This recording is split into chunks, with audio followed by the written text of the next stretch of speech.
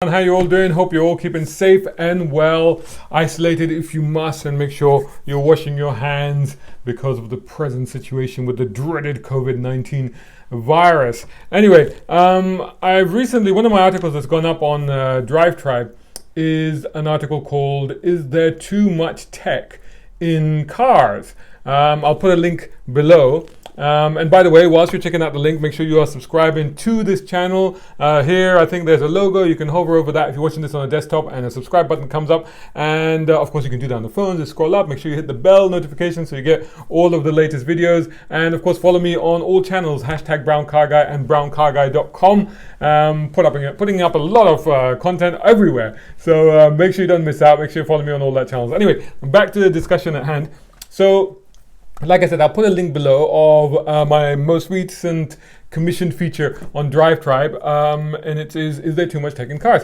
And you can read through it. It's I've discussed it before actually. If you go back to one of the previous #BCG daily videos, I've kind of discussed a similar thing. But what was interesting was that this press release came through, I think yesterday or today. Let me just check what the date is on the press release, and it's from yesterday, yes, 17th. So this came in from IAM Roadsmart. Now, IAM Roadsmart, IAM basically is the Institute of Advanced Motorists. And they did a study, and the study was about drivers and looking at their responses and reaction times whilst using in-car infotainment entertainment systems. And they found that there was a significant impact on their driving performance. I thought this was relevant to that piece that I wrote because obviously that was about whether there's too much tech and whether it makes you complacent and it distracts you from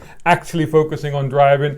So this kind of is not exactly the same thing, but it's similar. Now there's some quite alarming information here. So for example, stopping distances, lane control, response to external stimuli were all negatively affected by, and they particularly mention, Android Auto and Apple CarPlay. I use Apple CarPlay a lot actually, but normally what I tend to do is stick it in there and put on Google Maps or Waze and just set up my destination and just leave it. And of course, if I'm on Spotify, before I go into Spotify and either run the podcast that I might be listening to, or there's a playlist that my son did, and I'll just run that. So once I do that, I don't use it too often. But apparently, for people that do use it quite often, maybe on the move, it's a big issue. Reaction times of drivers. Now listen to this carefully. Reaction times of drivers tested was significantly slower than someone who had used cannabis, and it was 5 times worse than driving at the legal limit of alcohol consumption. My goodness, that's quite surprising actually, isn't it?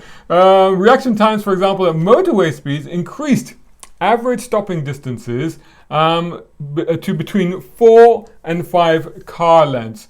Motorways, that's significant. That's a big distance to be traveling at motorway speeds. The studies also found that drivers took their eyes off the road for as long as 16 seconds whilst driving. So that was an equivalent of a distance of more than 500 meters if you're doing just 70 miles an hour. So that's half a kilometer you've gone in 16 seconds whilst you're fiddling with your entertainment system. I did say entertainment system.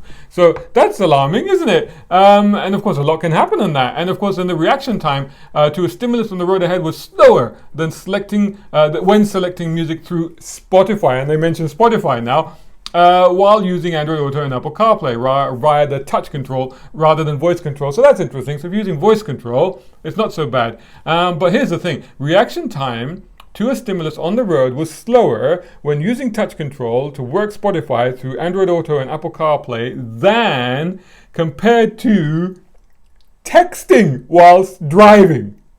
Oh my God. And that's a no-no. That is a no-no. Do not ever do that. Lock your phone away in the glove box or whatever. Put it on the wireless charging plate. Ignore it. But yeah, it's worse than whilst you're texting on the go. They found that people that took part in this study, participants, they completely underestimated how much time they'd actually spent looking off the road and onto the infotainment system. They all estimated that it was about maximum, they underestimated by as much as 5 seconds how long. So they would have said that, well, okay, it only took me 10 seconds, but actually it took them 16 seconds. So in that sense, but even 10 seconds is a long time, let's be honest.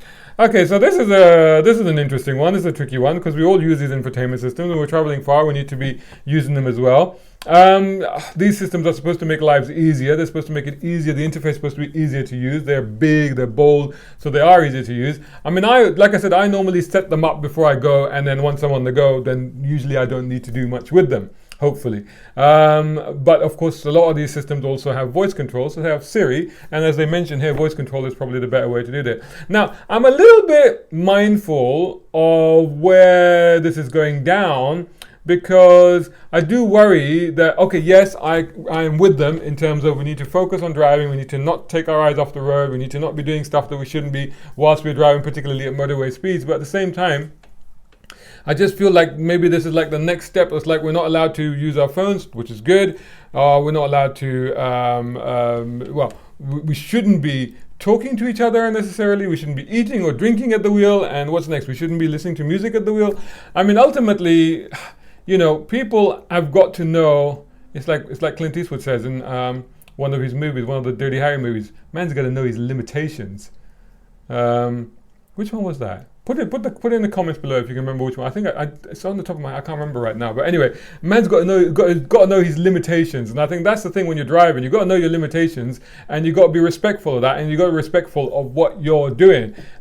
So yeah. Anyway, very interesting piece of research. It's you know, I think I'll see if there's a link to the IAM Roadsmart, and I'll put it in the link below or something like that. Anyway, there you go. Make sure you're following me on YouTube right here, and telling all your friends, telling everybody to follow me as well, and also follow #BrownCarGuy on all social media channels, and of course subscribe to browncarguy.com. And of course, when you go to DriveTribe, make sure you subscribe to my channel there, to my tribe there as well. Thanks so much for watching, and I'll catch you tomorrow.